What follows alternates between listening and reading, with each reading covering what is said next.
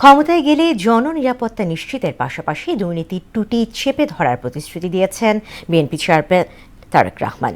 তিনি বলেন, অপরাধী যেই হোক প্রত্যেককে আইনের আওতায় আনা হবে। দুপুরে চট্টগ্রাম নগরের ঐতিহাসিক পোলো গ্রাউন্ডে বিএনপি নির্বাচনী জনসভায় এসব কথা বলেন তারেক রহমান। আরও জানাচ্ছেন আফরিন পপি। প্রচারণা শুরুর পর থেকেই সারা দেশ চষে বেড়াচ্ছেন বিএনপি চেয়ারম্যান তারেক রহমান। প্রচারণার চতুর্থ দিনে চট্টগ্রামের পলো গ্রাউন্ডের জনসভায় যোগ দেন তিনি।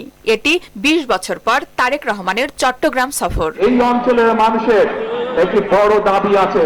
তারেক রহমানের আগমন ঘিরে কানায় কানায় পূর্ণ হয়ে ওঠে জনসভা স্থল। বক্তব্যে বিএনপি চেয়ারম্যান বলেন, তার দল ক্ষমতায় থাকলে মানুষের ভাগ্য পরিবর্তন হয়। জনগণের আশা আকাঙ্ক্ষা বাস্তবায়ন করাই বিএনপির রাজনীতির মূল লক্ষ্য।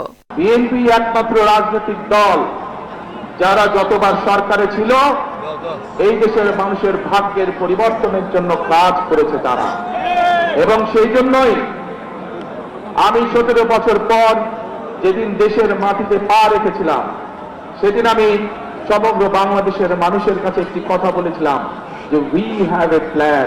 সরকার গঠন করতে পারলে শিক্ষা, স্বাস্থ্য ব্যবস্থা ঢেলে সাজানো সহ নারীদের স্বাবলম্বী করা ও কৃষকদের পাশে থাকার কথা জানান তারেক রহমান। নারীদের একটি বৃহৎ অংশ আজ শিক্ষিত হয়েছে, কিন্তু সেই নারীদেরকে আমরা স্বাবলম্বী করে, অর্থনৈতিকভাবে স্বাবলম্বী করে গড়ে তুলতে চাই। আমরা ধীরে ধীরে বাংলাদেশের সকল কৃষকের কাছে কৃষক কার্ড নামে একটি কার্ড পৌঁছে দিতে চাই, যে কার্ডের মাধ্যমে কৃষক এবং কৃষাণী ভাই বোনেরা তারা ঋণ সুবিধা সহ বিভিন্ন সুবিধা তারা পাবে। জননিরাপত্তা নিশ্চিতের পাশাপাশি আগামীতে দুর্নীতি বন্ধের অঙ্গীকার করেন তিনি। যে কোনো মূল্যে আগামী বিএনপি সরকার দুর্নীতির টুটি চেপে ধরবে। এই দুটি হচ্ছে আমাদের কমিটমেন্ট এই দেশের মানুষের কাছে। চট্টগ্রামের পলো গ্রাউন্ড ছাড়াও রোববার বেশ কয়েকটি জনসভায় অংশ নেবেন তারেক রহমান। আফরিন পপি, মোহনা সংবাদ।